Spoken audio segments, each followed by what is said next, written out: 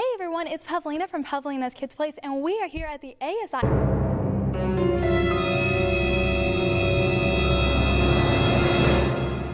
show in Orlando, Florida, and I'm here with the main guy, keynote speaker, co-creator of the Apple computer, Steve Wozniak. How are you doing?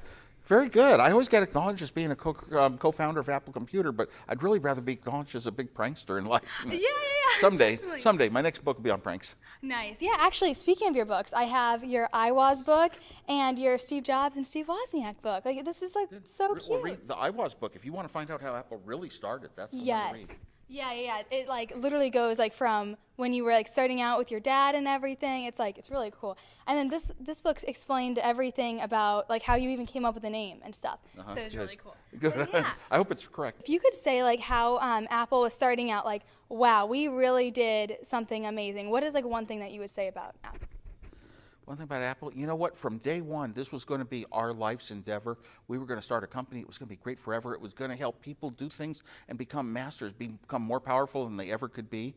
And we barely imagined what it's actually touched, Yeah. But so thankful we moved in the right direction. But we also started with this great image of coming from nowhere. Before that, it was usually people that were well-funded, spinning out of companies that had a lot of money, and they'd start another company.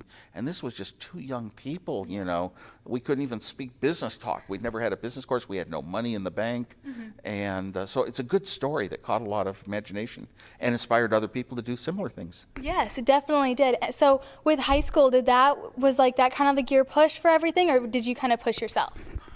I was actually starting elementary school. I actually knew so much. I built projects in elementary school that would have been graduate level courses at a university, and I didn't know it. I did it for fun for science fairs, hundreds of switches, hundreds of parts in them, doing all sorts of playing computer games and that kind of stuff, and I had no idea. We didn't even have computers in our schools, but I didn't realize I was so far ahead.